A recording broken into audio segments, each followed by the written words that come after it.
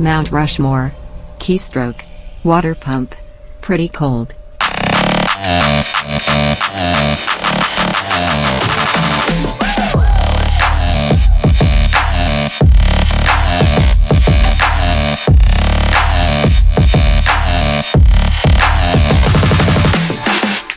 Hello! Howdy, Joe. Howdy, dude. Howdy, ho, neighbor. What? Look at that leg. Again? Testicles. I threw away all my normal size shorts. I'm all shorties now. Just a little metrosexual. Mm-hmm. Isn't that's what we used to call that back in the day, remember? Way back. Metrosexual. Where you look like you want a little dick, but you don't? Yeah, I mean, if you've listened to the show long enough, you realize that you're on the fence. Hi guys, episode 217 of the Can You Don't podcast. My fucking mom's texting me. My mom's coming to town. She was texting me too. Oh my goodness. I gotta respond to her. Dude, I left the money on the... It's on the other dresser. Yeah, there are two dressers. I have to just share... By the one that's vibrating. The vibrating dresser. Right next to the vibrator. Vibrating quarters.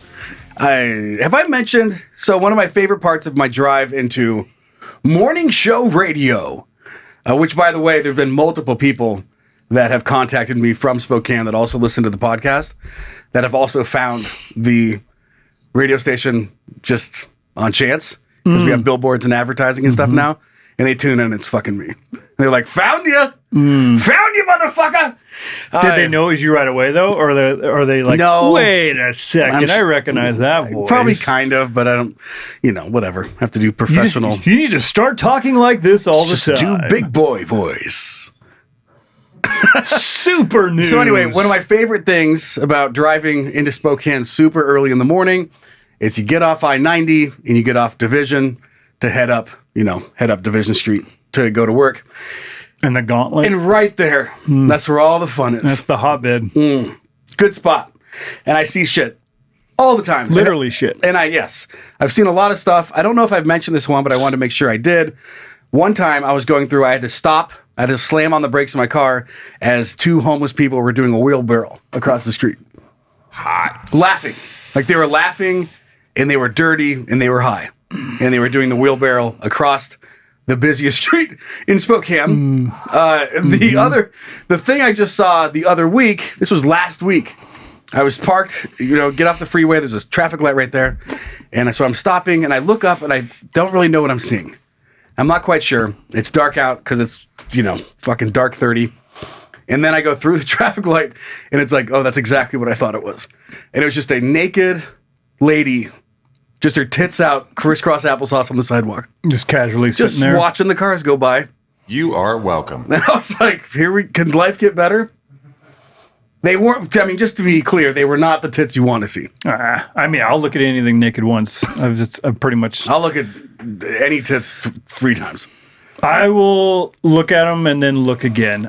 Tits are tits. Let me rephrase that. They're not all created equal.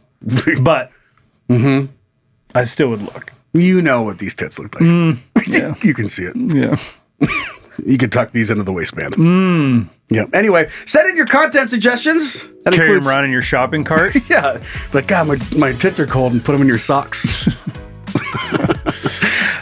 Send in any content. Petty beef, things you find on the internet, confessions. I promise a confessions episode is coming soon. You guys have been sending those in, and God, there are some good ones. Hey guys at canyouDon'tPodcast.com. The Honkathon continues. Head over to patreon.com/canyouDon'tPodcast to subscribe. The numbers are ramping up. It feels good. It's nice. It's the number one way to make sure this podcast can keep on going. There's only one way to grow. And we just recorded, 4 days ago, the Sistroming Challenge. Ezra assisted us, had a camera. And I don't want to give away too much. And it wasn't a hot dog. I don't want to give away too much. Right. So there's that. Caught yourself doing a weird spoiler that wasn't even a spoiler. Yeah, it wasn't even a spoiler. Kind of. More like a plot twist. Yeah. But it was absolute chaos, but it was so fun. So thank you guys so much. We will get that video posted here very soon. It'll go to Patreon first, and then we'll throw it to other places soon after that. But we're working on our goals. We're going to keep on moving through. So support us. Pick whatever tier is right for you. Again, that's patreon.com/CanYouDon'tPodcast. Podcast. That's this podcast. Let's start the show. Fucking roll it! Hey, shut up. Start the show already. Just realizing that we never talked about the fires. Acknowledge the fires that burned half the city. A lot of you guys were very concerned, but thank you guys for checking in. We did not lose our house, but there has been over 800 structures burned. Not so beautiful. North Spokane. Oh man, yeah, it's very sad. It is very sad for the Indian Trails neighborhood. And then they arrested someone. So if you're not caught up to speed on it, it was arson that started it. So fucked over a lot of people's lives because he just loves fire. This dude killed his dad because his dad tried to make him do the dishes in Arizona, and he's fucking killed him. Somehow got out of prison, came to Spokane, and then just as of today, confessed to detectives that he has started 25 different fires in the area since 2025. So, and of course, this one was pretty premeditated. It was a couple weeks he'd been planning this thing, so waiting for the wind to ramp up and the vegetation to dry out. Just go ahead and burn a bunch of family homes down. I think the worst part about this too is that all these people that lost their house, it's not like they're just, a couple months and everything will be better again. Like they lost everything, lost their house. Now they got to deal with insurance. And then if you want to build another house, if you don't just go buy one, you want to build, you're a couple years out. Like it's not going to be, people are going to forget about this fire outside of here and move on. But it's like, these people are going to be dealing with this shit for a long time. I mean, get alone that neighborhood. Who's going to build there again? No one. No one wants to be there.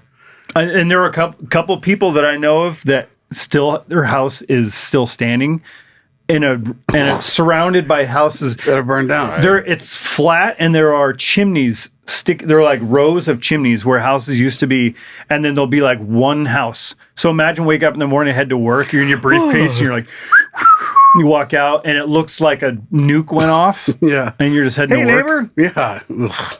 So they're going to leave. There's no way you can just live around that anymore. Be quiet, but a little too quiet. Yeah, nothing's bothering me here. All right, moving on. But we are okay. It's very sad for everyone, but Spokane has definitely stepped up the response. The community. Sydney Sweeney was in town handing out food. They have, the departments and the agencies that are in charge of doing some relief efforts have to tell the area to stop. Like, you guys we don't know what to do with all the donations. Like that is a good sign. Yeah. So they can't keep inventory. They can't distribute it fast enough for the amount of support that's coming in. So this place is stepping up. You know why? And we always talk about this, not always, but my wife had talked about this plenty of times. Like if we ever wanted to move or do something, live somewhere different, we're like, we love it up here. There's no natural disasters. We don't have to worry about hurricanes, tornadoes, anything like that. But now it's getting to the point to where we're just on fire for 2 months. Yeah. We just can't breathe for 2 months. Worse and worse. Yeah, not a big deal. This was sent in by our son, Zach. Not you, Uncle. I have a fun fuck, marry, kill for you. You guys ready for this? Mm-hmm. Nope. Well, let me know. I know I'm ready. Okay. Choose between the Statue of Liberty, Christ the Redeemer, and Mount Rushmore. Okay. Mount Rushmore seems pretty handsy. That's a lot of hands. Mount Rushmore's hands? It's just faces, but I imagine there's hands. There's got to be hands behind the faces. It's the opposite of handsy. No, but there's 4 of them. There's going to be hands. It's just face fucking. Okay, fair. They're stone. Like, you are going to be fuck, marry, or killing an inanimate object, a statue. I mean, the first thought is Statue of Liberty, a lady. Okay.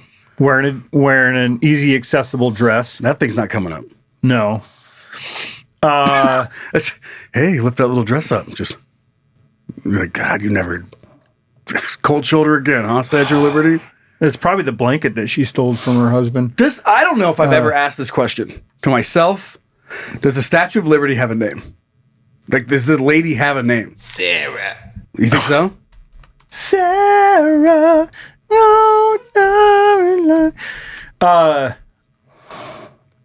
It's got to have something. It Probably like Barbara or something like does that. not 'cause have a personal human name. Because there are 3 of them, right? What? Aren't there 3 statues? No. We have one of them. There are multiple. Oh, they went other places. We just got the biggest one. We were like re-gifted, I think. They tried to give it. They're Aren't like, there- we don't have room for this. Yeah. Or am I thinking of something else? The Washington Monument, there are... You might know. That's why we have the internet. There is only one official full-scale Statue of Liberty. Okay. Because Sandpoint has a tiny one. Yeah. A town that's about 1 hour north of beautiful Coeur d'Alene, Idaho. On beautiful Lake Pend Oreille. It is a beautiful lake, but it's so funny. Like, it's so, like, I don't know, how big is it? 6 feet? I don't And know. it's like presented like it's the greatest thing that's ever been made. It was probably expensive. Sure. Yep. But they put it on that long walk, that huge pier. It's just this little tiny statue. and of next Liberty. to one of the biggest lakes in the West Coast. So deep they test submarines in it. Yep. Actually. It's weird because I used to go tubing and boating as a kid on there, and when you fall off the tube, you it's hard not to Think about it being think 2 miles about down. being so deep. It's like it's kind of unsettling. It's kind of like there could be anything down there. There could be a seaman. Yes, what I mean? there's several seamen. So Statue of Liberty is a lady. But on the other end of it, Mount Rushmore, it's an orgy. That's right. You know what I mean? It's a fucking blowbang. And you don't know what's on the other side of that mountain, huh? There's only one way to find out. Yeah. Pretty nice. You mind if I go around the back? Have you guys ever been to Mount Rushmore? No, but I heard it's very underwhelming. It is. I've been there. Kind You're of like, so far away. yeah, kind of like the Sandpoint Statue of Liberty. Yeah. You're like, whoa, cool. It's cool when because you're seeing a thing that's so iconic and noticeable. You know, it's a very iconic thing. But it's kind of like I went to the Alamo, and the Alamo's it's no bigger than this your condo or apartment, whatever this is. Never forget. It's like I forgot it. Yeah. Pretty much immediately after leaving. You yawn. Getting the Alamo tour, and you're like, "Ugh, who's hungry? All right. You guys have any elephant ears? What are you guys cooking? Lake Pend Oreille, by the way, 1,158 feet deep. You know. So that's a lot of feet. You know. And when you're in it, it's a little less than that because your feet are dingling down there. You know what I mean? It's cold too.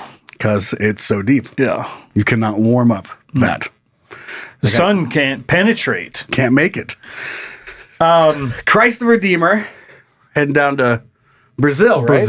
Brazil. That's just hard.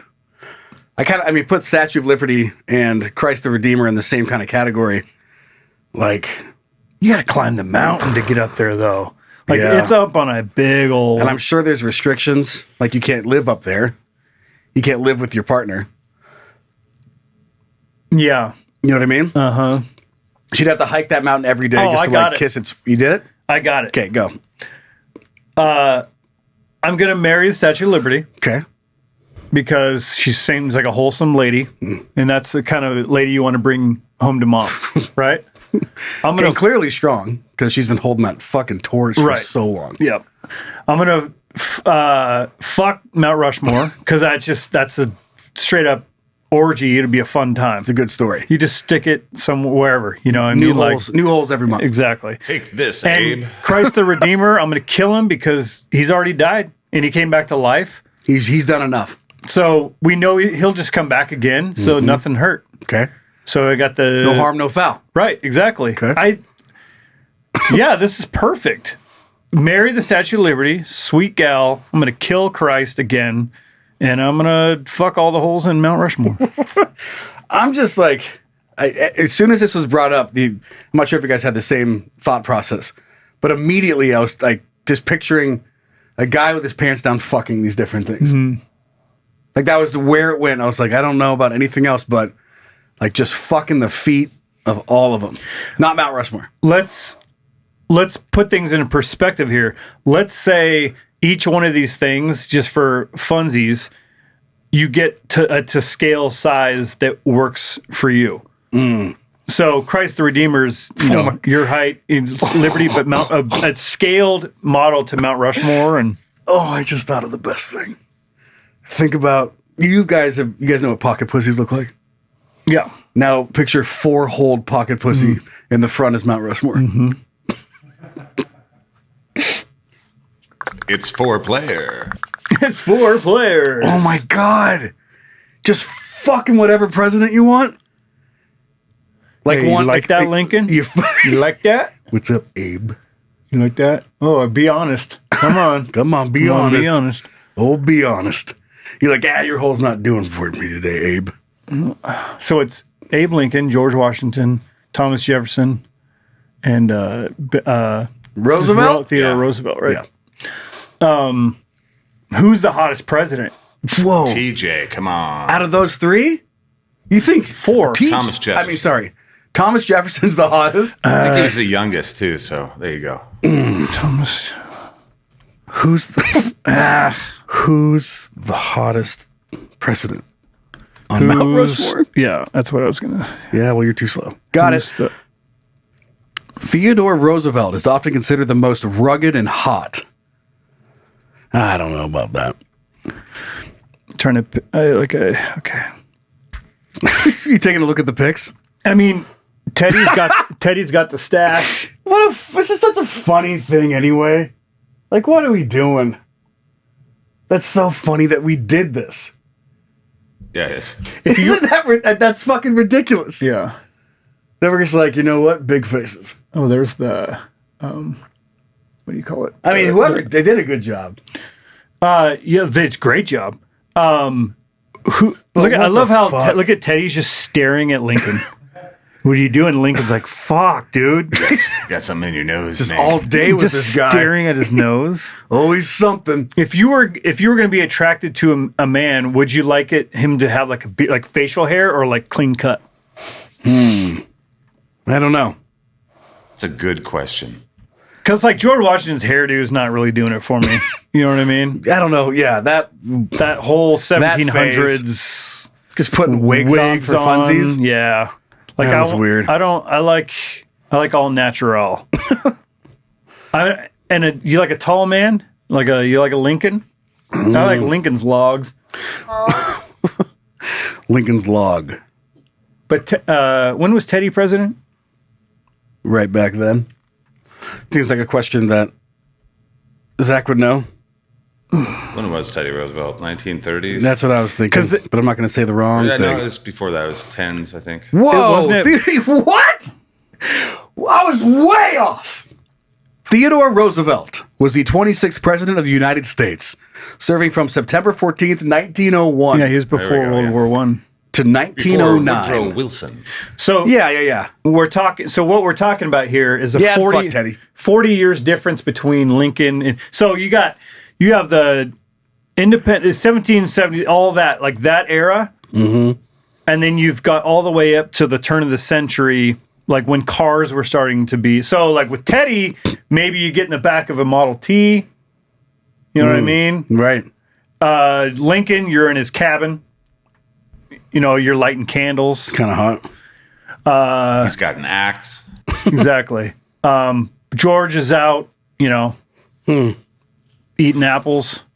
How about them apples? It's just a funny story. Like, these are all just like, they're fictional characters. Who am I forgetting here? Hold on. Jefferson. Thomas Jefferson. Oh, yeah. Jefferson was the, third president? Wasn't he? Sounds right. Washington, Adams, Jefferson, right? Wasn't it? So... Where are you going with this? Thomas Jefferson. I'm just trying to think like what kind of setting you're going to have if you're going to get intimate with these people. So like... Yeah, but we're fucking their statues. Oh, yeah, but let's say you got to get in the mood or something. You like it, Mm-hmm. But if you're going to marry him, like, do you want to marry Thomas Jefferson, like, or George Washington? Think of how busy George Washington was starting a revolution. And his fucking teeth. Yeah, wooden teeth. He whistles and shit. So like he's got though. that. Yeah, he's got that. He was working on a revolution. Like he's not gonna have time for you. So you don't want to be married to a guy like that. Someone who's just trying to change the world. Mm-hmm. Oh yeah, right. We're actually just talking about one of the presidents of the four. So yeah. I split it off into hearing them all fight about it. Yeah, you don't get to pick and choose. You'd be humping an eye socket, and they're hearing the other ones whisper about you. I like your choice. I'm going with it too. Last and final thought is just which name is easiest to say in bed, and I'm gonna go with Teddy. Oh, George. But fucking Abe, George, Tom. Ugh! Oh my God, fuck me harder, Abe. Teddy's definitely Abraham. Because they fit in. How many people called him Abe? Back then it was just Abe. You better fucking use my full name. How do you know? I don't know. There's not a whole lot of Joes. They're Josephs until lately. Then they started doing little nicknames. But it's not like in the Bible. It's like Saint Joe. It's Joseph. All my good friends call me Joe. There's a river called the St. Joe. There is. Yeah, must have came after they decided that. That's what she said. Yeah, I'm sticking with mine. Zach, what do you think? Yeah, I'd probably marry the Statue of Liberty. I would. Maybe I don't know. Fuck. You think it's weird, like literally Jesus fucking Christ? Yeah, I don't know about that. Well, maybe I should marry Jesus just to hedge my bets. Yeah, that's smart. Yeah, but is he cool with same-sex marriage? I don't know. There's only one way to find out. That's debatable. I don't think I want to kill 4 presidents, though. That seems like a little federal crime there. Yeah, they're just dead. Just TNT costs alone.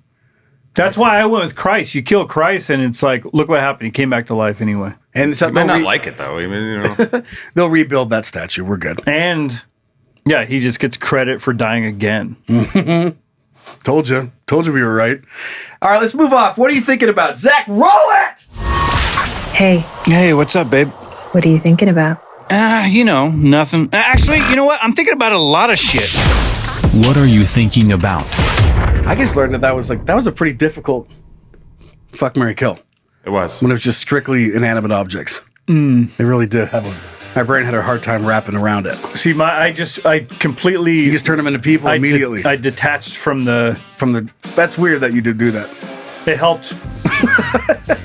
So this is just an experience I had. I think this was last weekend. And it's just because this is who I am as a person, okay? I was out and about. I think I took the kids to breakfast, and then I brought them home, and I had to go out and I had a meeting. I had to record some marketing videos for my marketing company, and I stopped at a gas station on the way home. And I was going to grab a Gatorade and like a little bite to eat because it was like late afternoon, but didn't need that much food. So I stopped by a gas station, and it's one of those. It's just stereotypical gas station. This one has a little more going on the outside of it with the neon signs and stuff. Huge, bright, space gas, because that's a thing now. You want to get high? Like that same type of thing. Yeah. So they sell kratom and space gas. Feel good. Get amped. Get high. Space gas. It's just great. And the sign outside of this place has been the same for fucking ever. So I haven't lived in Coeur d'Alene for years. And then now that I'm back, and it's the same sign. And this sign makes a very bold, marketing decision. Where it has a cool animation. It comes up and it says, coldest beer cave in town. Like, how you going around measuring? You walking into each one, but still got it. I'm assuming what you mean by that is opening up the... You go to the beer cave. Refrigerator. Yeah, you go in the back where all the beer is. Right. They have the coldest beer cave in town with flashy, cold, icy text. And I'm like, no way. You guys aren't. It always just made me laugh. It's like when it had, from the movie Elf, world's best coffee. Any place can just say it, and that's weird to begin with. But this place just decided it was going to be coldest beer cave in town. So I went in there, and I grabbed my Gatorade, and I got my little snack, and I walked up to the counter, and I'm checking out, and I couldn't help myself. And I just looked at this guy. He's like an Indian guy. And I said, hey. And he looked at me and I was like, is that really the coldest beer cave in town? And he looked at me and he goes, do you want to see? Oh, do you want to feel? And I was like, yeah. And he goes, okay. And he just got up and he walked me to the beer cave. Did you guys chat along the way? I'm laughing at the fact that I'm about to walk in here. And he opens it up and I walk in there and I'm just standing there. And if you've ever been to a gas station beer cave, like it's not an elegant setting. Mm-hmm. It's just so they don't have to like stock more shit. They just put it back there and like, here, you come get it. Yeah, you get it. Yeah, they're like, but if we can market it as a beer cave, then we never have to put it on the shelf, which is great. I'm just standing in there and he opens it up and he's smiling at me and he comes in and shuts it and he just stands next to me and I'm looking at him. So it's just two grown-ass men by themselves in a beer cave looking at each other like smiling and laughing and he goes, so? And I was like, pretty cold. It's pretty cold. And he goes, see? But I could tell that he was also kind of playing into it. Yeah. Which was really funny. Yeah. Goes, must not have been that busy. Yeah, it was just us. He goes, see, I love the idea pretty of cold. The door opens, like, ling, ling. Some guy walks in and he's like looking for the counter. Yeah. Looks back and it's just you guys. It's just two dudes standing in the beer cave.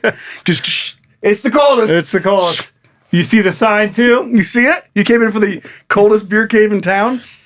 Yeah, just two grown men standing in the cold together. That's fun. Yeah. Did you get a beer or anything? Yeah, No, didn't get a beer. Didn't pick one out, huh? Didn't pick a beer. Did not get a beer. Rhodesy? Didn't get it. Nope. I came there for Gatorade and a snack. And I couldn't help myself but ask how they decided to come up with coldest beer cave in town. Because they imagine that like operation of sneaking around with a little thermometer, being like, pop it in there and being like, fucking, we're still colder. And the second you get beat, you crank it down a little bit. Or you just change the sign. Yeah. And if I'm honest, I've been in colder beer caves for sure. Yeah, it was cold. It was fine. Maybe you were overdressed in the other ones. No. You could tell. I like the idea of him like doing his research. So he goes into a gas station, he's kind of looking around and goes back in the beer cave and he's like pulls out a little thermometer. He's hanging out in there. Pulls a thermometer out of his sock. Yeah. Like it's illegal to measure coldness. Trying to be all sneaky about it. He's just hitting all over the city. He keeps on getting caught. Chad, is that you? He's like, fuck. He's like trying to measure it really quick. We're still colder. And they're grabbing him by his fucking shoes and throwing him out. Fuck your beer cave. I mean, if your clientele is looking for the coldest beer, what better way to advertise? Like that guy getting off work, he's like, fuck it. God damn it. Cold beer sounds pretty good right now. Coldest beer cave in town. We should stop. I heard they have the coldest beer. I don't want to have to get home and put my beer in the fridge and wait for it to be ready to go. I want to crack one on the way out. Fucking ding. That's right. Yep. Drinking and funning. That's right. You're walking home, right? You betcha. And then just rolling coal down the street. The people at the bus stop, I love that. Somebody sitting there for the bus and the dude just rolling coal all over the bench. So mean. I fucking could not imagine ever being that person. What a dick move. That's what they do. That's terrible. And that says something a lot about them. They need to work something out in their head. But anyway, I was dressed kind of like this. He was dressed very casual. Do not know him. Can't wait to see him again. Which, was it in CDA? Yeah. So you go this way out there and you head down the road. Is it the Taj? No, it's not the Taj. Other way. So you're heading towards like Government Way. And it's on that corner. Oh, That one. I just think drove by that the other day. Coldest beer cave in town. I was trying to avoid the fucking traffic. We had the Idaho Department of Transportation. We interviewed them and had them on the show today to explain what the fuck they're doing. Is it going to get better? No. They said that it's gotten better. No, it hasn't. No. They had no It has answers. gotten worse. They don't know what it's going to be done. They say it's for safety, for people merging, and for workers. No one's working on anything! It's been 2 months of nothing! Like, you guys replaced the other on and off ramps in a fucking weekend. How come this one takes 2 months?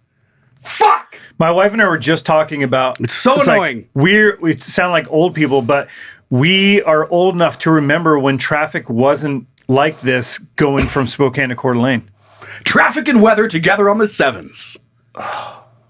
Traffic report. Construction everywhere. Forever. when I'm rolling into CDA to come do this podcast, and I look over the other lane and it's frozen, hasn't moved, I always say to myself, remember to not take the on ramp when I leave. And then what do? Get right on I get right on the on ramp. I'm like, fuck. So then I try to take that first cutoff to go around, and then I'm going down to Apple Way, and then I'm hitting every light, and everyone's doing that, so the traffic's backed way the fuck up. And then they go the other route, and they speed through the other parts of town, and there's tons of accidents. So whoever this chick was we talked to is a liar! But I can't say that on my radio show. If I re-interviewed her on here, it'd be a whole different interview. Stop moving up here also, people. No, Stop moving it's not up going to here. happen. It's too beautiful. Stop moving up here. Not going to happen. It's the final frontier. Nah, we can go more. We can go to Alaska. I mean, yes, but no one wants to do that. What was I going to say to you? Oh, you guys probably don't know the joy of when they first shut down that off ramp. When you miss it, guess where the next one is? Post Falls! So you're like, oh, fuck. And you go by it because you're zoned out a little bit. And you're like, fuck, I guess I'll be back in 30 minutes. Yeah, it's 15 minutes to Post Falls. Fuck. And there's no other off ramp the entire way. And then that whole thing's under construction. Okay. And then Rathdrum's growing like a fucking weed. So is Post Falls. It's the fastest growing area in the country, I think. Okay, let's not be too old on the podcast. Plus, no one else lives here, so they don't care. All We're right, talking about such a small section of it. we clearly all needed to vent. Yeah. All right, off to some dick. Shove it in me. Is it dumb? Is it interesting? Is it cool? Then it's dick. All right. So this reminded me a little bit of the fires and stuff, but the headline again, a little subjective, but terrifying rescue robot comes with instructions to, quote, kill it. Jesus. Look at that fucking roll. Did you see that? I missed it. Watch. He'll do it again. Oh! Red team go. Red team go. Dude, I'd run up right to the side of it and just It kick looks it like so it's fucking animated. It doesn't look... hard. Whoa! Oh, look at that. I'm a silly goofster. I'm just like you. I'm a human. Help. Whoa, not a bomb. Look, we're both funny. We're both humans. Anyway. I want to see one walking down and modeling like a model does. And How just they do that turn walk, yeah, and the the little smile. walk. Just like, Did you see the one where that fucking roundhouse kicked that kid in the nuts? yeah, trying to do the soccer ball and they just kicked him. God, dude, he roundhouse kicks this kid in the nuts. So funny.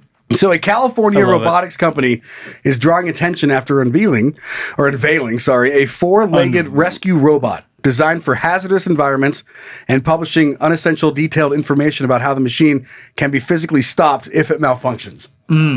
The robot, called Three Halves. Can you think of a creepier name for a fucking robot? Call it Adam. Call it Ron or Rob. Oh, boo boo beep bop. And how are there three halves of something? You're getting it. That's a quarter. Those are not quarters. They're thirds. Yeah, man, bear, pig. They're thirds. Man, bear, pig. Is being developed by Satiris for use in environments such as wildfires, disaster zones, and toxic industrial areas. While its horned appearance and chainsaw attachments have helped it spread wildly on social media, the company's emphasis on the robot's vulnerabilities may be just as notable as the machine itself. It's very sensitive. On the website, Satiris states that the robot is more dangerous than it looks and details a series of built-in safeguards, including systems designed to immobilize the machine and physical components that can be damaged to stop it. The company also highlights practical limitations, including difficulties navigating standard residential doorways and narrow hallways. Maybe sit on it for a bit!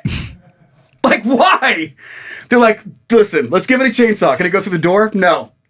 It doesn't know how to navigate a door, but you guys should totally put the chainsaw and the flamethrower on its hands. And if it gets out of control, which we've seen it do, just walk up there and punch the hardware. You got to get past the flamethrower, though. Here's a protective suit. Here's a boxing glove. And here's a football helmet. Here's a fire suit and Fuck. Just don't put it out yet, guys. Seems so obvious. Maybe don't give it a chainsaw first. Yeah. Yeah. because they're trying to be the first company, I guess. They're like, Somebody's got to Somebody's going to beat us to it. Someone's got to die. The unusual marketing strategy has helped the robots stand out in an increasingly crowded robotics landscape, arriving as governments, technology companies, and researchers grapple with questions about how advanced machines should be controlled if something goes wrong. So this is what 3 halves looks like. So it is a, what are those called? That is a centaur. Centaur! Manitar! Why did I say manitar? Is that a thing? Is a manitar even a thing? I do not think so. A minotaur. Cool. Yeah, it's a centaur. So it's got a robot front that apparently that has 4 legs. What? How many times That do we makes have sense. to talk about Terminator and that we've been warned about this Yeah. before we finally go? Yikes. But when it comes to emergency situations, that's where robots really do make sense to me. Sure. Imagine pulling up, you have a fire truck of some sort, could just be a U-Haul, and you roll up to a wildfire and you open it up and you just send out 15 robots. Just 15 run around. robots that don't get tired. Mm-hmm. They don't need to sleep. They don't need to eat. They have a water gun. Just like picture them. They have a running super up. soaker. Ha ha ha ha ha ha. Oh, stop that fire. Bad fire. Do not burn down house. I said funny joke. Ha ha ha ha. And they're all laughing. Ha ha ha ha ha ha. They just have super soakers? Because who fucking cares? He's You're a like, robot? Super soaker. It's not working. 100. The fire is too strong. Ha ha ha. This place is going to burn down. It's going to burn down. I bet you we die out here. Ha ha ha ha. I am a real fire boy. I know. And putting, I'm a firefighter. Look at me go. Ha ha ha. Puts on a plastic firefighter hat. Just melts. Hello, good morning, family. I'm putting out the fire. Imagine I'm not doing a good job. Ha ha ha ha. like running up the steps with the hose and stuff, though, like firefighters have to do. But if you could just do that as a robot, You're a hydraulic powered robot. It's not a problem. Yeah. So there's things that make sense about it. just running by people who need to be helped. Hey, ha ha ha! Wait for other half. Wait for other 4 half. 4 halves is on the way. He saves like- babies. I need help. Just- Waiting for 4 half. 4 halves is coming on the way. Just beep, beep, beep, beep. Sprinting by with a fucking hose. Just ripping all the pictures off the wall. Just flapping behind him because he's going 70. I can't help you. I don't know CPR. It looks like T-1000 running. Just I can't give you CPR. I'm a robot. Ha ha ha. I don't Where is have the blaze? oxygen. I don't have oxygen. Wait for 4 halves. Alongside images of 3 halves welding industrial tools and standing more than 6 feet tall, the company's website includes an extensive safety section explaining how the machine could be stopped in an emergency. Why'd they make it look like a demon goat? I don't know. I think that's some sense of humor shit, maybe? Maybe. The company says the robot uses fail-safe braking systems and pin locks designed to immobilize it in the event of a system failure. It also states that shared air reservoirs can be pierced, causing the machine to stop moving. Ow, my pin lock. Let me go. God. yeah. I get the safety net of being like, this thing's a beast. If it fucks up, here's how you kill it. But it just seems like the programming should be, this thing won't fuck up. It will listen and it won't go fucking rogue. I mean, that's what you'd hope, but they have to, in case it does go rogue, you have to have some sort of kill switch? like a liability of the people making it. They have to say there's a built-in kill switch, and then. But how do you get to it? Well, it says you just would go through and puncture the... Yeah, Yeah. But you got to get through its. If Just it's chasing down a robot? Ha ha ha, you're it. Ha ha ha ha ha ha. Running around a neighborhood that's burning. It's, Playing tag. It's starting fire and it's like, ha ha, catch me if you can. Ha ha ha. I bet you can't though. Can't catch me. Bzz, bzz, bzz, bzz. If you catch me, I will kill you. Ha ha ha. Try to pull my pin. His fucking chainsaw arm chopping down lampposts. Ha ha ha ha. No lights. Yeah, I mean, it's if all the positives were there and no negatives, it sounds amazing. It does. But holy shit. It's a lot. It's a lot to take in. I mean, imagine, you combine the fucking roundhouse kicking robot with a robot with flamethrower, and then another one with a chainsaw. Like that's an army that you could send into battle, and just be like, go take care of it. Yep. No fear. And then just one drone will come in and blow them all up. That's it. Just robot versus robots. Here we go. Who has the most robots party? The drone's like, ha ha ha, going to kill you all, ha ha ha. Like to see you try, ha ha. They're in shambles, like, ha ha ha. You got me. Would you like to see help? All right, let's move on to the next story, That's shall funny. we? Okay, you do it. Okay. You read about it. I'll push a music bed for you, though. Which one do you want? This one? Great. That works. Man driven insane by noise admits killing fish. I mean, you see that picture right there. That's a man who kills fish. Yeah. That's a fucking fish killer. Yeah. If I've ever seen one. If I've ever seen a fish killer, that's him. Dairy, or is Whoa. it? Yes. The glasses are back, everyone. I left them here. That's a good idea. Why didn't you do that 2 years ago? Back to you. Just the caption underneath the picture. Jerry Duffy pleaded guilty to damaging his neighbor's pond, water pump, and pipes, as well as killing the fish. Gotcha. This guy did a number. A man who admitted using motor oil and detergent to kill his neighbor's fish. Jesus Christ. They spelled neighbor wrong. Oh, this is BBC. They had the U. After being driven completely insane by a noise of a water pump in the pond, has been sentenced. You guys know what that sounds like, right? You guys can hear that water pump right now? Yeah. I mean, after a while, doesn't it become the norm? When you're laying in bed and all of a sudden the ice machine shuts off in your fridge or something, and then it gets real quiet because you were used to the yee. Yeah. I sleep with fan noise, but a pump noise, it's a little different. I'm gonna find a sound for you. As long as it's consistent, if the sound is just a consistent bed, it's better. But whatever. Yeah. The fuck do I know? I think they're a little louder than that. Yeah, I imagine it's more like a wah. I mean, I remember the pump in my grandma and grandpa's pool. You'd open up the pump door and it's just. I'm guessing it's probably that. And it's a pond, so I'm sure it's much bigger. I'm trying to find one. I'll see if I can do it. Jerry Duffy, 76, of Hadley Road, Barnet, North London. I don't know why. Pleaded guilty on the day of his trial at Willesden Magistrates Court to 3 counts of damaging property and 1 count of unlawfully destroying fish in March. Destroying fish. Not killing fish, destroying fish. Obliterating. Massacre. Fish massacre. The court heard Duffy climbed into Andreas Foothides garden to break the water pump out of sheer frustration and lack of sleep. Having warned his neighbors he would take matters into his own hands. You keep this up, I'm going to fucking kill your fish. Good. Duffy was given a 2-year conditional discharge in order to pay £565 in compensation to his neighbor. Duffy, who worked as a builder before his retirement, lives in a studio flat which backs onto the garden owned by his neighbor, the court heard. I say, old boy, the defendant was previously complained to the complainant. Whoa, excuse me?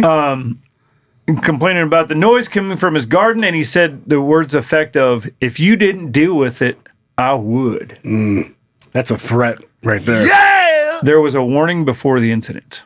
The prosecution added that Duffy was captured on CCTV, having climbed into the complainant's garden and damaged the water pipes and pumps. I have a couple thoughts about it. First, let me see if I can find a sound. So he tried to do this without killing the fish. Yeah, he tried to do that first, at least. Let me see what this Times is. we simply need to open our ears. Oh, don't talk like that. High-pitched noise. I'm going to show you how a motor should sound. Would you rather have him talking or the fucking noise? The noise. Jeez. I'm in a high-pitched noise. I found a pump in your backyard. Flag and blare. Here's how a pump works. It just sounds like this is for pits. Fuck you. And I'll give a few examples. Boogie.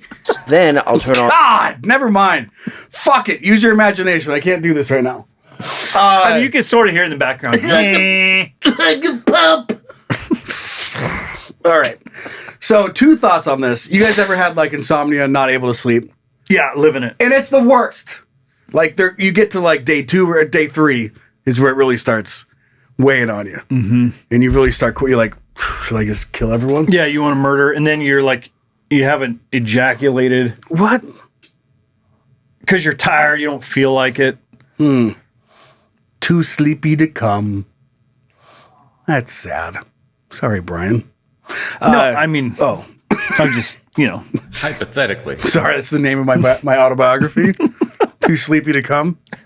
and other stories that New York bestseller. they always have those. The books now have like a short title and then Yeah. Yes. a 20 Too word sleepy to come and other things I subtitle. hate. And other things that make me tired. Other things that don't make me come. Don't make me come. Pornhub bestseller.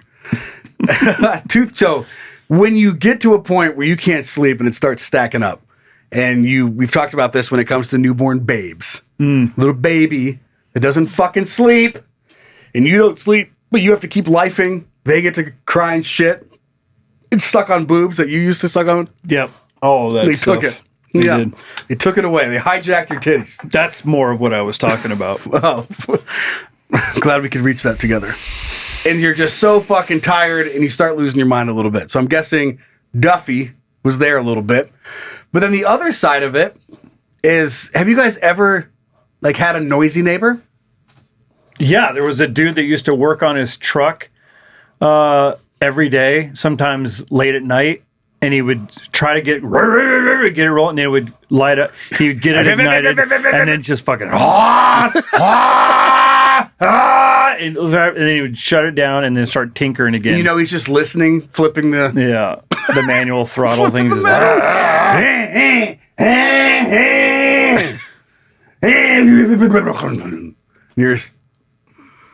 And then you're It's just 6 a.m. on a Sunday. yeah. Like, fuck you. Bitch. It's still not right, honey. You.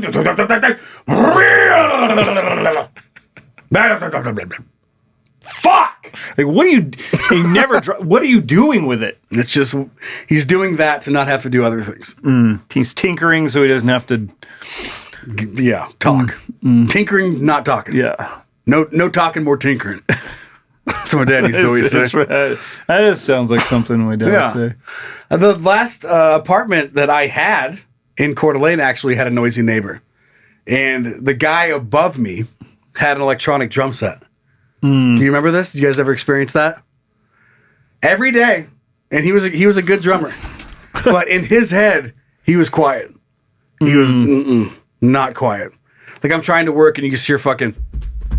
Yeah. You didn't hear the actual snare sound, No, but just the pads. And then he had double kick. So he'd be like, Oh yeah. and I'm just fucking Easy, Neil Peart. just sitting there, and I never complained. One, because he was good. Two, I could tell he was a metal fan just from the drums. You're just done that. Yeah, and I saw him a few times, and I had a chance to like bring it up and be like, dude, that electronic drum set's not as quiet as you think, dude. It fucking sucks down here. But only on a couple occasions did he play it at night, and that bothered me. But it was not frequent enough that I like did something. I almost went up there one time and knocked on the door and been like, hey, fuck off. Hey, your feet are loud. I don't think I've never lived in an apartment where I was underneath somebody. So I never really had to deal with that. You were the problem. Yeah. I would love to hear from our listeners about noisy neighbors, noisy people. If you guys want to send in those stories about the worst shit that you've heard or been through, send that into heyguys@candydomepodcast.com. Sometimes it's not even people; it's their dogs that are Yeah, the just like clicky clacks. And they'll have a dog they leave outside in the backyard, and it's just barking all day long at random, just I've had barking that. just Had to that. bark. Yeah. That was my house, but times 8. Ugh, you were the problem. Yeah, but my other neighbor had like a motocross track in his backyard, so it was a loud neighborhood. Dude, I love dogs as much as the next guy. Like I love dogs. Who doesn't? You know but what I there's nothing worse. I mean, there obviously are things that are worse, but one of the worst sounds is just a barking dog. Early in the morning, like they let the dog out. It's 5 or 6 in the morning. They let it out to go pee, but then they just shut the door because they're tired, so that they can go back to their sleep and just fuck everyone else. What? I could never do that. I would immediately stop my dog from barking. Yeah, people do when they're camping too. Like you're up there camping and the dog's tied up outside, like at the camp, and people are up 6 o'clock walking around or walking to the bathroom, whatever they're doing. Dog just barking at people. God. Like how just unconnected to the impact you're having on everyone's life. Yeah. And you're like, I don't know, dogs will dog stuff. Yeah. It's like, or don't let it do it. Fuck you, buddy. Fuck. Just what they do. It's just what they do. Yeah. Yeah. Well, you know what we do? We sleep at 5 o'clock in the morning. We're sleeping and we didn't bring our dog Yeah. because that sucks for everyone. Yeah. That's why. My dogs would howl in harmony. It was kind of pretty. But then That's the worst. Bark at the moon. I was, this just happened. It's a story for another time. Maybe I won't share it right now. I'll save it. All right, let's move on to the next thing, shall we? All right. Can't move on yet, Joe. For the Golden Geese, EM3. Matthew Leonard. Jordan Holiday, Steven Gerrard. Neil Dohifeini, Todd Zutenhoff. Daniel Spatz, Daniel. Jason Kleiser, The Sofa King. Daniel.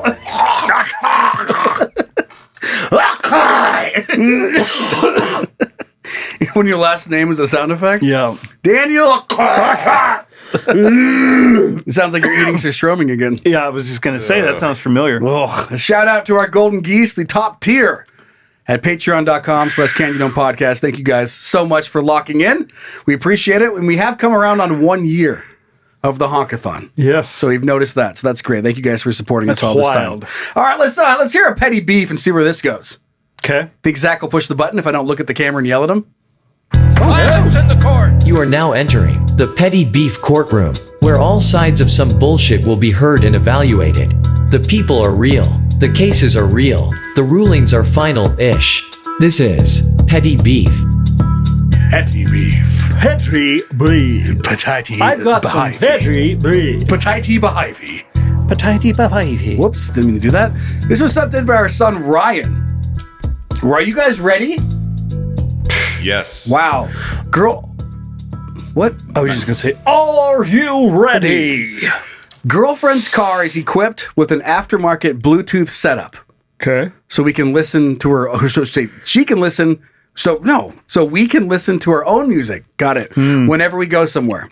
It's an older setup, but essentially functions like a Bluetooth speaker. You can control the volume from the speakers using the dial on the radio, as well as using the volume adjustment from your telephone. From your landline telephone. Your telephone. Do you guys remember, though, like that setup? We had the little dongle that stuck out of the front. You have to tune into the radio station. Fuck yeah. Yeah, there's that, and then the tape deck. The tape would go in. Oh, yeah. with the wired tape deck. And then it would run out. You had to flip it. What happened to us? That was groundbreaking technology. Everyone had it. And I mean, Ezra is obsessed with like our technology. He burned me a CD of old videos of us. Who's burning CDs? It's coming back. He went and bought a CD burner to burn old videos of him and I, like when he was a little baby, which is a very sweet gesture. Special. Yeah. I threw it away. Nice. Yeah. I mean, whatever, nerd. You gotta have boundaries. Yeah. I was like, hey, shut up. I'm not going to put a CD in somewhere. Yeah. He's lucky the Xbox still accepts CDs. The next one won't. Then what are you going to do about it? But anyway, he loves that. And he bought one of those Bluetooth things to connect. You have to go to the radio station. But he bought it because his computer, so he can make fake EAS notifications that would broadcast in real time to the receiver that would then trigger his weather alert system and then have that go off and then read a message that was he wrote that fake recorded. Yeah. I mean, all right. I mean, does he get extra credit in school for that? Because This was just a Tuesday. Good stuff. He wasn't doing this because he had to. He's doing this for the love of the game. You know what's funny about this? I used to work with a guy who I'd never been around a person that was autistic. I didn't where they're just like they're really smart and can hyper focus on something, but do things in such a weird roundabout way that to other people doesn't make any sense, but to them it's like that's the way it has to this is the way it has to be. It has and so I spent years trying to figure this guy out. And it was a whole adventure. I mean, it was this ongoing thing. I have thousands of stories that I could tell you.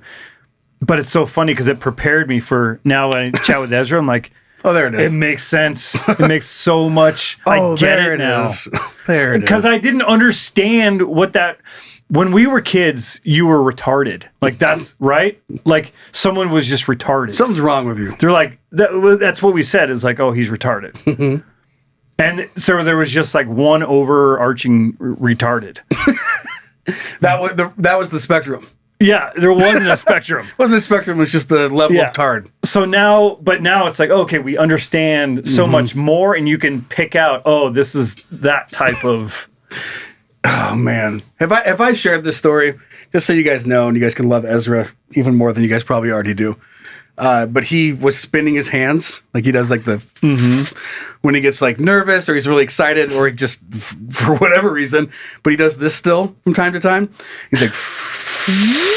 And he'll wind up, and I'm in the kitchen at this time, and I'm like doing stuff, and then I just kind of stop and look at him, and he's in the living room doing this, and then he's like, he slows down, and he looks up and sees me stare, and he goes to a stop, and he just looks up and he goes, "Well, as you know, I'm a little bit retarded."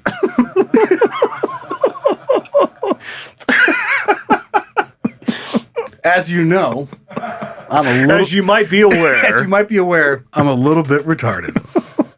I just started laughing so hard. And he's like, and then sprinted off to go build a fucking chairlift. Yeah.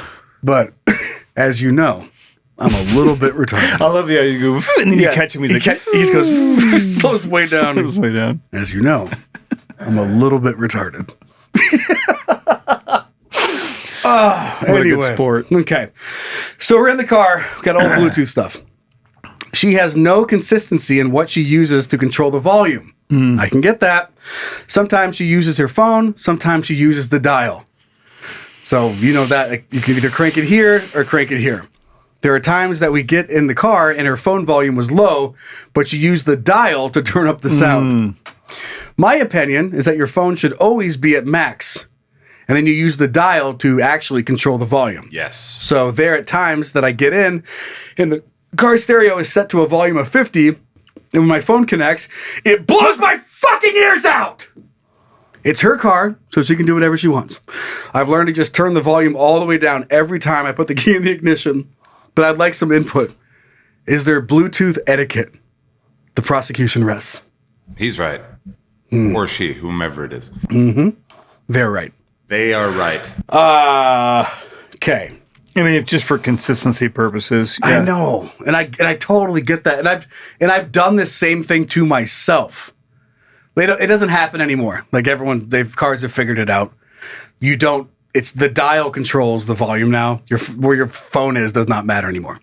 So they figured it out. But when this was a thing and you could control it in both inputs, I've definitely blown my own fucking ears. And it's very annoying. I'm with him. I don't go full volume on my telephone though. I go about 3/4. Sometimes they won't let you. Yeah, but in this case it does, you. right? So you do 3/4 up is where I'd go, and then I start using use the dial. But that is a problem, and it is a little bit of annoying when you guys don't either agree on how to use the piece of technology the same, but then share a vehicle. Yeah, this person is correct. And what I've also known, realized, so like my wife, it's not necessarily Bluetooth in her car, but she'll have the music up really loud when she's with her by herself, and then she'll, get out of the car, and then you get in the car, so it's still loud to where it was. So you sit down, and it just, with a Tesla, you don't even start the car, you just get in and like tap the brake or whatever, and then it's just like boom, you're like holy shit, and it's a little bit different than your car, so you're like fuck, volume, because there's no dial to turn, so I'm like fuck, hers is all screen. It has to scan your face, like, would you like to control the volume, Brian? Yes. Like, yes, and it's like, no. Fuck, you said no. My car has a setting that you can have it resets the volume. So it says each time you start the car, what's the maximum volume it can be at. So this clearly is a problem that people have run into. Yeah. So I have mine set like at 13, so it can never be louder than a certain level, no matter what it was set at before I got out of the car. Some things will do it. I don't know if cars do it or not, but some certain devices will ramp it up too. Like when slowly build, it'll, it's not a long build, but it's not, it's like putting a little, like when you're editing video, you give it a little bit of a fade up and just so it's not just, yeah, it's, it gives you time to go, oh shit though. Yeah. Time to catch it. Like the reverse jam band fade out. Yeah. But on the front end of the song. Oh, how annoying would that be? Just 2 minutes of up fade at the beginning of a song. Just in time for the bridge. I think that you just have to talk to her. You're right. It is her car, and you've figured it out that you just crank the volume. You start the car and then crank the volume down every single time. You just can't do it because then she'll think that you're criticizing her. Yeah. So good luck. Yep. You're stuck. Just start wearing giant earphones, if you're a lumberjack, you wear the noise canceling, the huge earmuffs. Yeah. Just start using those when you get in the car. But I guess from what it sounds like, he is just, now it's out of habit. He just gets in there and turns it down. Yeah. So at this point, what's the point of doing anything about it? Because you already have the habit. You get in the car and you just spin the dial. Yeah. And go up. I'm not sure if it's worth bringing up, but I think there definitely is Bluetooth etiquette on where you leave it and turn it down before you turn it off. Because if you say, well, you're leaving the volume up, she's going to be like, oh, well, you leave your shoes right in the doorway every time I come home. It's like, oh, also shit. shouldn't do that. I'm like, yeah, you're right. I shouldn't do that. But I didn't realize we were talking about other things that I do. I was just mentioning this one specific thing. Yeah, and just cut that conversation off. So that's what you'll be dealing with. So I would say I would just not worry about it. Yeah, just hold those feelings in, bottle them up. That's the way to do it. And then eventually... Petty beef certified. Yeah. And eventually let them all out in a huge rage that has nothing to do with Bluetooth. And put a hole in the wall and then go get it fixed and then... Name your next kid Kyle. That's right. And then move on. Yeah. All right, we have some good news after all of that. Let's fucking do it. Zach! So you're telling me there's a chance? Hooray, we aren't doomed. Yeah! What'd you just say? What'd you say? I said you do this one. You do it. Okay. So Fredericton mother turns tattoo into speech for autistic son. As you know, I'm a little retarded. Jessica Fletcher's keyboard tattoo isn't just stylish, it's also become part of her son's speech. Her 11-year-old son Hunter is autistic and nonverbal. So just no talking. So he's not What? Keep reading. Okay. Up until recently, he relied mainly on the augmentative and alternative communication, the AAC device, a virtual tablet that has words and symbols that he can select in order to communicate. But that changed when the pair were at a restaurant and his device died. Fletcher drew an alphabet on a piece of paper for him to spell out what he wanted to eat, but she said that slightly frustrated Hunter. Instead, he flipped the paper over and then drew a keyboard and typed his order on that. And that sparked the idea for me that I can't limit him to technology because technology does fail us. You could just get like a portable battery charger. For the device? I don't know. I don't know. Fletcher wanted to make that access permanent, so with the help of Main Street Tattoo Company, she had a keyboard complete with a smiley and unhappy smiley button and an I Heart You option tattooed onto her arm last month. That is so cute. It's pretty adorbs. Mm-hmm. Fletcher said the tattoo also means Hunter can communicate more discreetly, unlike the AAC device that speaks out loud each word he selects. I have to go poop. I poop, mom, now, sad face. In my pants. Help! Yeah, like a speak and spell. I-E-I-O-U. So they have the video, but I just thought that was so cute. So now just have that right on your. She has it right on the top of her arm or left arm. It's kind of cool looking tattoo. Yeah, too. And holds it out like too. kind of like RoboCop or whatever. Mm-hmm. Beep boop beep beep boop boop boop, and he can just be like, "Fuck!" You guys are in a fight, and he just walks over and grabs your arm, and he's like, "Fuck you, sad face," and you're like, "All right." I hate you. I hate you. I hate this tattoo. I wish you would die. I wish you were never my mom. Sad face. While you're watching him find the letters. Using your arm to type how much he hates you. Slow. Oh, teenage years. Anyway, that's some good news. That's beautiful. Hey, I found something on the internet. Oh, did you know? Yeah. Fucking. The internet is pretty wild. Depending on your browsing habits, you can either experience something super cool or go to prison. Crazy, right? Let's check it out together as a couple. Hey, look what I found. Yes! That's awesome! God, I wish we could find that music bad. We tried. We put in the work. We put in the legwork. We cannot find the music bed that we used for that. So if you guys can find it, fucking help. So we like to keep up to speed on AI and a little bit of a segue tie-in theme. Segue! From the last story. New AI attack can reconstruct typed text from keyboard sounds. Oh. Fuck! Okay. So just like we gave the alert out about no more peace signs, because it can take a picture and then scan your fingerprints. Oh, yeah. Right? That's right. The scams are getting crazier and crazier.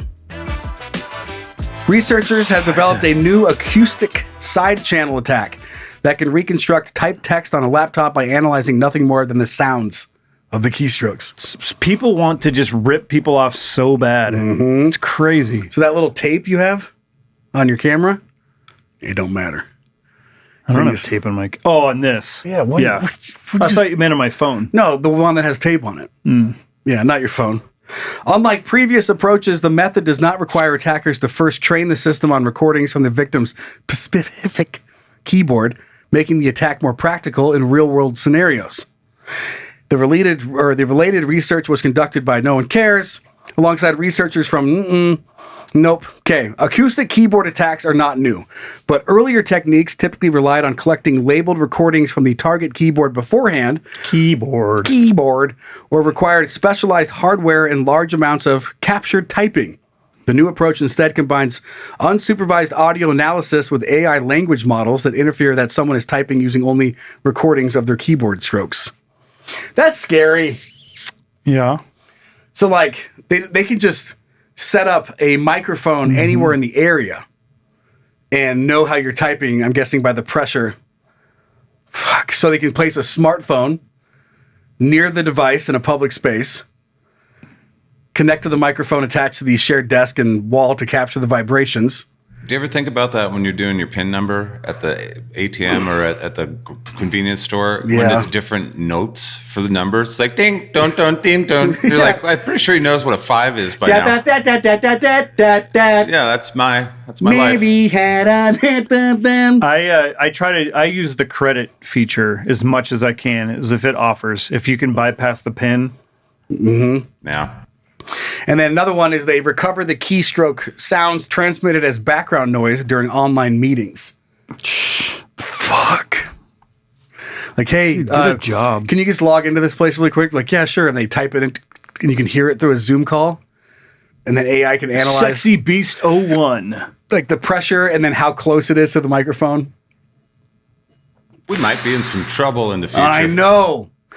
And it has a 90 to 99% success rate on reconstructing those sounds. Here, dude. That's basically 100%. Mm-hmm. So what are we leaving for our children? Yep. In laboratory tests Using a smartphone placed next to a 2019 MacBook Pro, the researchers report construction accuracy exceeding 99% after observing only 100 to 150 strokes. The techniques also remained effective across several laptop models, including Dell, HP, Lenovo, and Apple systems, although some required more captured keystrokes to achieve that similar accuracy. And I think that has to do with, like, so you guys can't hear it. Here, let me just fucking do this. I can't. I feel like keyboards need to start making random sounds, like beep, boop, bop, bop, boop, boop, boop, you know what I mean? Like actually verbal or auditory sounds. I was trying to get to show up, but Apple laptops purposefully are very tactile because it feels good. Yeah. Like there's a good response on them. Yeah. For a laptop, like there's a little pop. It makes a nice little sound and makes it feel good. And apparently that is not good. Now that AI can just listen to a fucking Zoom call and steal your shit. Whew. Anyway, that's fun. Let's move on to Hey Guys. Zachy! Fucking hey. All right, let's hear what you guys think. Really? You want to talk to me? Wow, that's cool. I love it. Brian just shaking his head. Just It's just crazy. I don't care for it. I mean, just scan my fingerprints. All the things we could do for good, and it's just stuff like that to rip people off. Let's see, how do I steal your passwords? God. So our first email. Someone hijacked my Twitter. I got a notification. It's like, hey, this is now the email of your account, and I went to get in there. I can't get in it. What are they gonna do with that? I don't know. There's no posts or anything. It's just fuck. So our first email coming in from our son, Big Mike, responding to my story about losing all my photos and videos from the last decade of my life. How big, Mike? Joe, dude, doesn't it piss you off when technology fails you? Isn't it supposed to be able to make our lives easier? Personally, my story is I spent 2+ years sorting and scanning over 30,000 Magic the Gathering cards into my phone. And poof, I woke up one morning and my phone had the water and USB port warning. Found out the volume up button, which had been stuck for several months, fucked my phone. Manabox, the app I used, didn't sync anything with the Google Play like I thought. However, my situation is nothing. My girlfriend lost a whole hell of a lot more. She thought she had Google Play synced up. Fucking, that's what I'm saying. I've been paid for iCloud. Gave you guys $10 a month to back my shit up, then you just stopped syncing it without telling me. Thanks. Yeah, great. Love it. Fuck my family, huh? Appreciate it. Yeah, wow, thank you. She did not, as she's not as good as technology as she wants to be. I don't think it has I'm pretty good at technology. And I still just assumed that it would do the job I paid it for. What were you saying, Zach? Starting to sound like a petty beef in this here email. Yeah. She lost years of Girl Scout camp, her daughter's junior high, high school, and college graduations. Our pup that passed away that she had for 15 years. Worst of all of it happened 2 weeks from the year anniversary of her mom's passing, and she had pictures and videos of her mom and final moments with them saying goodbye to each other. Oh my God. That's what I lost. I lost all my dad's shit. All my kids' shit. Homecoming pictures with Pepper. Her first concerts. Like, just fuck. Whatever, I try not to think about it too much. Now pick your broken heart up and smile, fucker. It could be so much worse. Thanks for listening to my bloviation. Big Mike. Big Mike. Yeah. And that's fair for him to say that because I didn't share all that stuff. I thought I still had it. Turns out that other phone is gone. So fuck me. So you have nothing. Got nothing. I got like 40 photos. Better hope you remember everything. And it's just screenshots and weird shit. I was there for it, I promise. You guys remember, right? Yeah, it's just all fucking gone. Oh, well. All right, you want to read the next story? I don't know. Our second email sent in by our Handy Loves and Son Anonymous. Ooh, put those glasses on. Just some handy loving. Handy Love. Just the way you read it, I was like, just put those babies on. But I said it weird. It's not. I read it fine. I just said it weird. Our Handy Loving Son Anonymous. Okay. Hey, sons. Hey. I had a realization listening to a recent episode that I'm older than you guys. Which, anyway, I'll go die now. I'm writing to tell you the tale of the worst handy I ever received. Is there a bad handy? Yes. Yes, there is. I've written the show before with some of my military hijinks, but let's keep my name out of this. Can do. A long time ago, what feels like another life, I was stationed at a base that was a reasonable walking distance from a local private college that was largely full of the children of rich assholes. Nice. I think I know where this is. At some point, those of us stationed next to the college had created a rite of passage. Within our first year on the base, you had to sneak onto campus, and have consensual carnal knowledge of a woman in her dorm room on the campus. Okay. So anyway, it's like a week or so after 9/11. And I decide I'm going to go for it. We're all going to die anyway. Mind you, since 9/11, we had been working our asses off, so I was crazy sleep deprived. Regardless, I sneak out of my room, jump a fence to get onto the campus, and then sort of casually stroll into the common area / rec area for one of the school buildings. I chat up a girl. Things go great. We go back to her room. Man, he worked quick. Hey, what's up? Fuck, 9/11 was crazy, right? Anyway, where were you in 9/11? Where were you when the second tower fell? Do you want to tug on my tower? Or whatever? You want to make my tower implode? I'm so tired. I hopped the fence to get here. This is where things start to go sideways, unlike the towers. Because she put on a movie which is forever seared into my memory. The Talented Mr. Ripley. Now remember how it's right after 9/11 and I'm exhausted. I fall asleep, just dead asleep. Okay. I wake up because my dick hurts. Which in ways to wake up go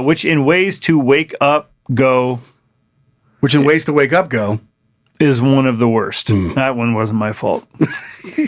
Why does my dick hurt, you may ask? Well, because this girl was giving me a no lube handy. She had removed my pants while I was asleep, but her technique was terrible to say the least. She would go down to the base, then grip it like she was trying to pull a dandelion out of the yard and fucking yank straight up. Give me the cum! As the sleep fog cleared my brain, I managed to shout, "Hey, fuck! Oh, what are you doing?" At which point she stops, thank God, and says, "Don't you like that?" No. It's like milking an udder. Yeah, exactly. Just fucking yeah? Yeah? No. I gotta go. I said, or something along those lines. I made a hasty retreat after putting on my pants, jumped some more fences, and made my way back to my room on base. I couldn't jerk off for the next 2 days because of her. It's the worst. Anyway, she ended up stalking me and one of my good friends, and we had come up with an elaborate plot to get rid of her. But that's a tale for another time. What a tease. She did. You tease. She did. Love the show. Keep it up. Unlike your penis. Your new stepdad sent from the wireless bike pump. My wireless bike pump. Yeah. I had a bad handy once. Man, it was a beach handy. Yeah. Sand everywhere. Just a sandy, dirty handy. Sandy handy? Dude. And she was great. She's nice. Great She had a person. sandy hook on her? Great person, but she was trying to get frisky. And we were on a camping trip. So like outside of river, like just jumping in the river, like 2 days of not showering. And just so sticky, hot summer, fucking sand on her hands and sand in my dick. And just started tugging it. And instead of making her feel bad, I was like, not right now. Let's just lay here. She was like, "Oh, okay." Tears in your eyes. And I was like, like it was the 10 tugs she got in did some damage. Like really roughed it up. Pulling the root out. Just really roughed it up. It was literal sandpaper hand job. So there's that. Yeah. You wouldn't have. Got a similar experience. Yeah? You know? I was in high school. I felt bad though, so I let her finish. But then, like he said, you couldn't really touch it for a few days, and it was weird. Yeah. Although you know, I let her. I was in finish. high school. So I did jerk it, but it was weird because it's like, that's not healing. In like a weird new position. Yeah, you're like, I feel like a lefty now. You had to rotate the grip a little bit. Mm-hmm. Yeah. Oh, fucking dicks, am I right? Yeah. I did feel bad, though. You ever had a bad hand job, Brian? Come on. There were nothing but fucking gold stars. No, I mean, they're not always great, but they're like, I'll take it. I'm here. I'm not going to get picky. Yeah. All right. Something you want to see on the show, send it into heyguys@canyondonepodcast.com. Reminder that video should be coming out soon if it's not already out on Patreon. Thanks for supporting us for the Honkathon at patreon.com/canyondonepodcast. You will get that surstroming video, and I promise it is fucking mayhem. It is. It is better than I could have ever imagined that it would have gone. Rate and review us wherever you listen to the podcast, and a shout out to Uncle Zach producing today's show. Happy to do it. Check out what he's doing in the Scatcast universe at scatcast.com. And thanks to the babysitters that moderate the playground on Facebook. What are you doing? Love you. You thinking about that hand job? Huh? You don't know. You're just you're just thinking about it. That sounds pretty nice. A handy? Yeah. No. All right, let's wrap this up. Come on now, Zacky Poo. Good God. Wrap it up already, huh? Too bad you just couldn't wrap up that old Sandy handy. Yeah. The old Sandy hook. Nice. So I like cheese as much as the next guy. Since 1953, Italian bank Credito Emiliano has accepted wheels of Parmesan cheese as loan collateral. As they should. What? Fuck. Do they age like a fine cheese or something? The system gives dairy farmers immediate cash while their cheese undergoes its mandatory 18 to 36 months of aging. The bank holds up to 500,000 cheese wheels inside a high-security, climate-controlled vaults. It's our cheese cave. They're staff clean, turned, Oldest one and in they town. test the product as it matures. We have the most climate-controlled cheese Can cave. you see it right now, or can I ask you a question? The total value of this cheese, what do you think this cheese vault is worth? I could see it. Nah, no. 500,000 cheese. No, I can't see it. $400 million. Okay. Fucking. And the bank sells the cheese if the farmer defaults. So it's like a pawnbroker. They just take your fucking Parmesan cheese wheel. Like, fuck you, John. This is mine now. This is mine now, and just sell it. It's like the barter system combined with Pawn the financial shops. system. Yeah. What? That's so funny. I need a Parmesan cheese cow. Yeah. That's so good. Anyway, so that just happens in the world. All right, that's it. We're going to get off to the bonus stuff now. Not going to get off, you know what I mean. We might. Okay. We love you guys. Thank you so much for the support. If you do support us on Patreon, the show keeps going. Love ya! Bye!